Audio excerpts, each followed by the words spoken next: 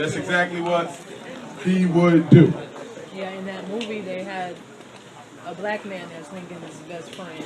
Oh, give me a break. I guess there's probably some Fred Douglass stuff. He ain't no black man. Now, you know Abraham Lincoln was homosexual. Homosexual. And it's black. Well, let me say this. That's He right. slept in a bed with another man for 2 years. That Hoover too. He was a cross-dresser. Now, this is what we gonna do. Where Ryan at? Brother Ryan, where you at? 4 years. You good? 4 years. He slept with him for 4. Oh, cool. What up? That's your hand? Yes. Yes, I ma'am. want to say something to everyone here. Listen up. And You get on the mic. You want to come get on the mic? Get on the mic. This is Sister Cool. She got the Marcus Garvey book. wasn't really prepared for this. That's all right. You can do it. But what I was going to say, actually, you mentioned that during the Yai Sentawar, because the brothers were too pussy, that he had to step up. And I want to say that was pussy is the anti-feminist. strongest thing that any of us know of. People come out of pussies. We're not going to let brothers get that worthy title from being weak, because pussies ain't weak. I like that. I got a son. I like that. Not at all. Break it down. I love my brother. But I want to see us not form that type of division, because that's you mean it in a belittling way, like you are acting like a pea. Well, yeah. But I was you making mean a sarcastic well. No, jest. many people say that. So I just wanted to come in front of my family and my loved ones so that we could change it. You have to provoke change. Yeah. And we can't talk about it. We can't say, oh, why he say that? He must feel this way. We just have to initiate it. So we're just not going to say that no more. We're going to say what it is. Weak. Cowardly. Right. Anything else. But Acting like suckers. And we're not going to be ultra sensitive to the language we use here. But good. Shout out to the queen. Shout out to the queen. All right. Yes, sir. First thing, I took notice that someone referred to black people in ghetto. And ghetto has absolutely nothing to do with black people. True, it's a Jewish word. Right. And I also noticed you said we need to go to the UN. Yes. The UN is the problem. Because the UN was behind the bombing and murder of over 100,000 Africans in Libya. Well, I'm not worrying about Libya too much. But we must, because it was a black president that took down Africa. Well, it was a black president who put in AFRICOM.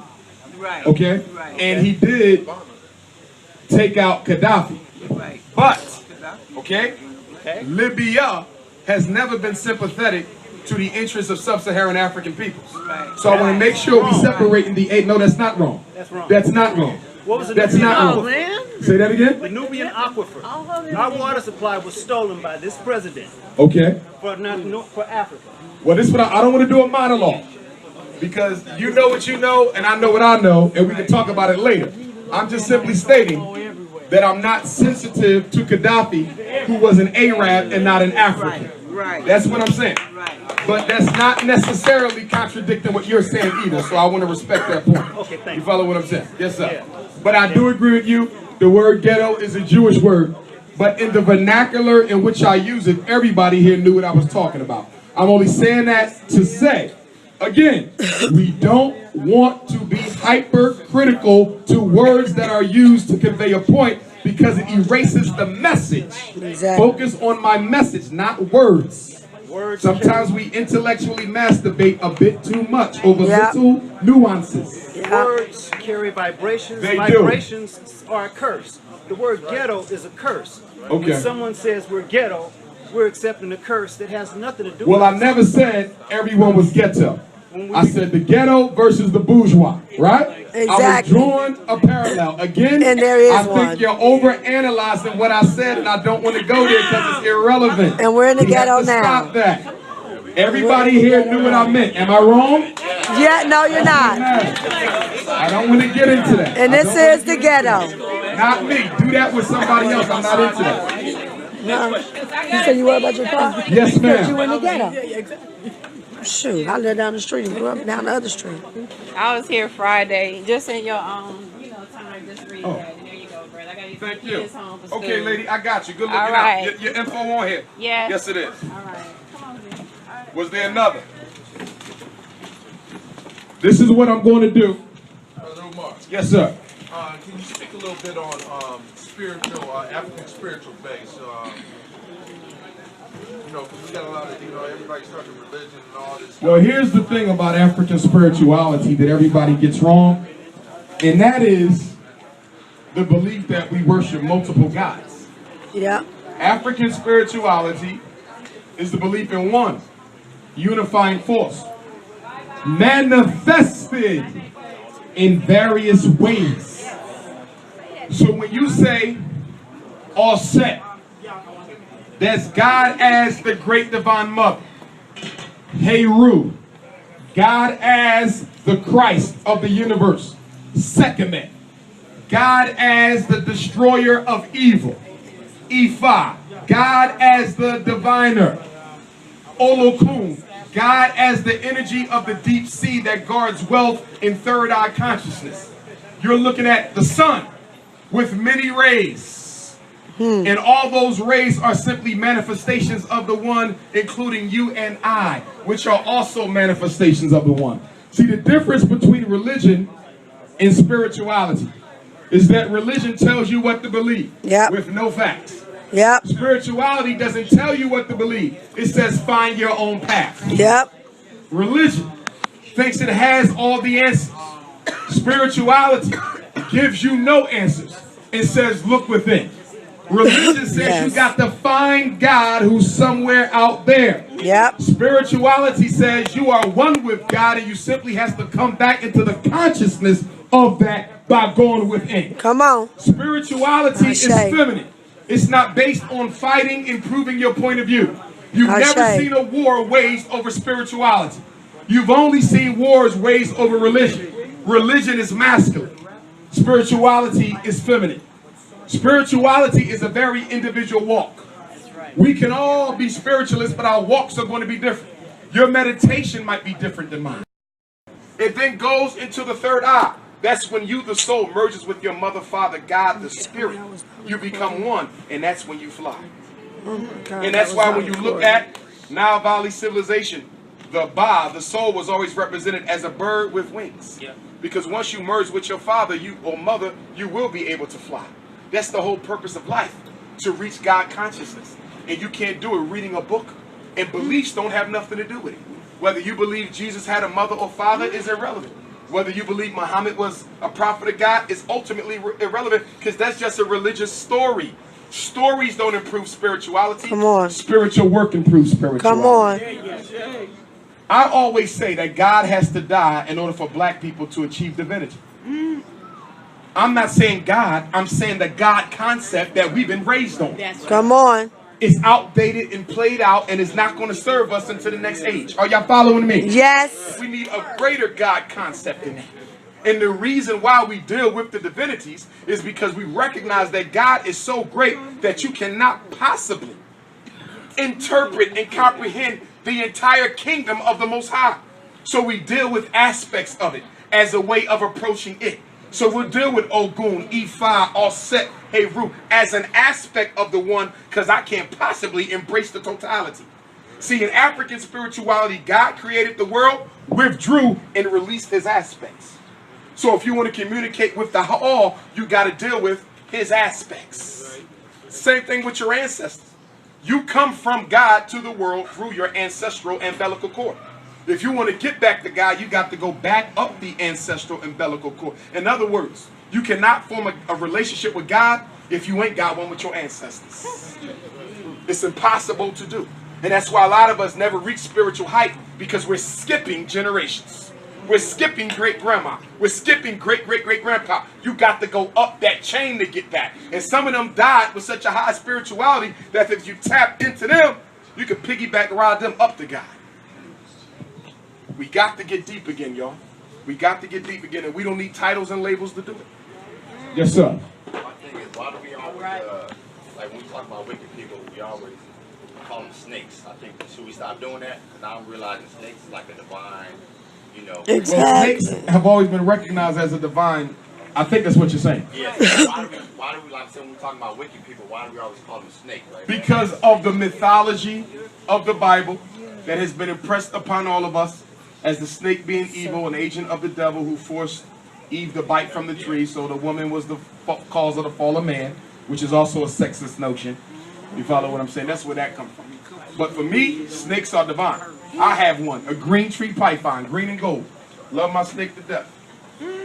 So snakes are very divine. In fact, in some spiritual traditions, when you get initiated, in order for you to cross over, you have to sleep with a snake in your bed.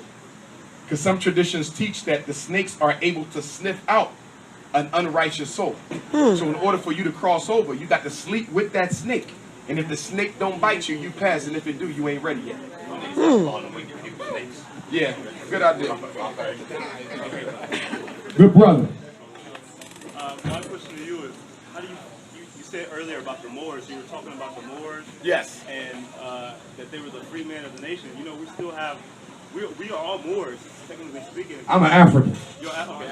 Okay. My thing is... But I respect my Moorish brothers, though. I got a lot of good Moorish brothers and sisters. Yeah, what was I saying? Okay, so you say we're missing a link right here. We're missing a link in the middle, correct? Is that what you're saying? Like you said that we can't go all the way back to ancient. We can go back to ancient Kemet, but we're missing a link. It's something we're missing. We can tap into that spiritual energy. We can become one with the Creator. You get what I'm saying? Because each one of us is a creator, right? Right. And we're all, how can I say? We all manifest the heaven here. Okay, and so what the Moors are doing, we're putting in the spirituality back, bringing nationality back, so that we won't be stuck in that. How can I say in a colorable law? Okay. We know that black is our true essence.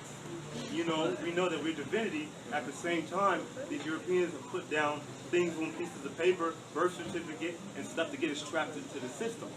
So what I'm thinking is, the key is we're missing that nation's flag. Yes, we know Moors. We can't even put our people on. We gotta put our people on a pedestal, because the thing is, we can't even limit ourselves to Africa, because we moved into Asia, into Africa, and named that as one of our nations. No, that's not true. Oh, you know, okay, There's no relic of any human being, and I challenge you on any more.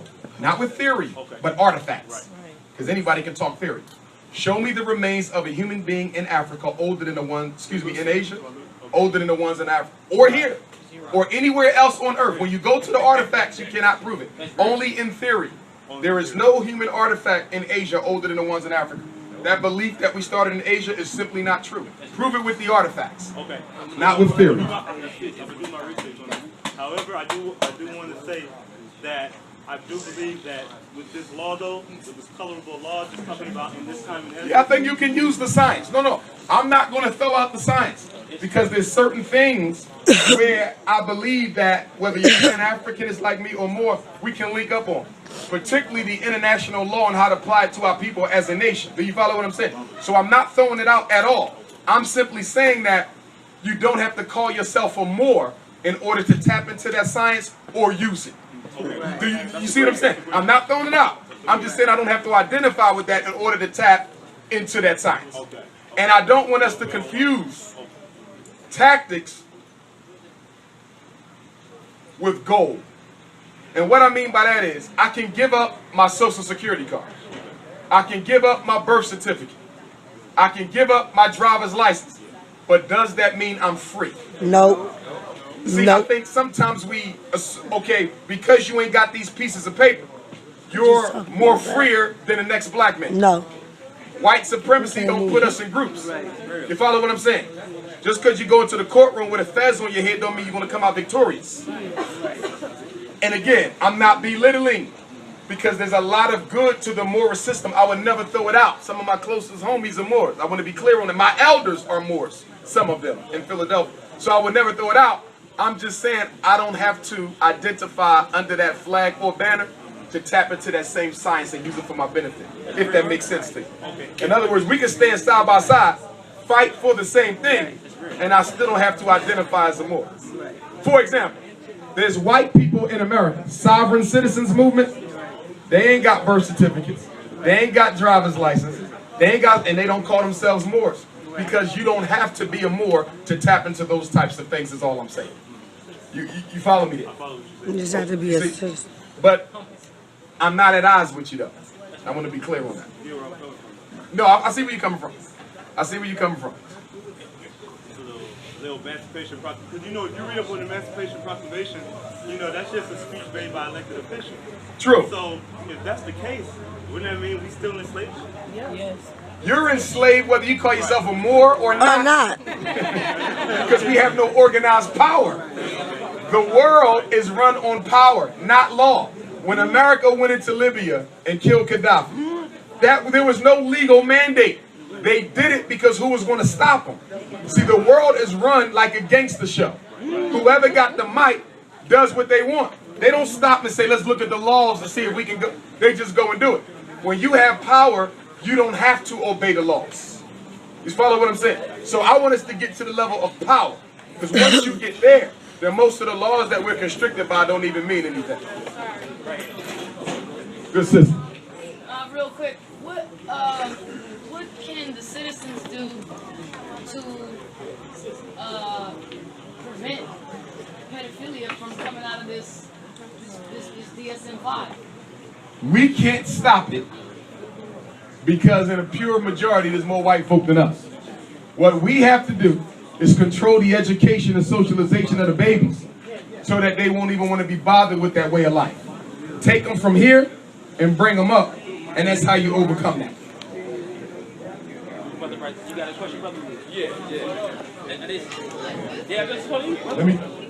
Let me go here, and then my brother right next to him. Yes, sir. Brother here touched on about the religion. Yes. Or those practicing religion. You said that we're going to practice religion, keep it in their Africans. What do you mean by that? I mean that you have to Africanize it, and what I mean by that is you need to add as much of African culture and spirituality to your religion as possible. There's not a simple answer to that because there's various African spiritual traditions you simply have to integrate. Let me give you an example. When I'm in Senegal, my Pan-African brothers in Senegal are Muslim, but their Islam does not look like the Islam here. It's totally Africanized.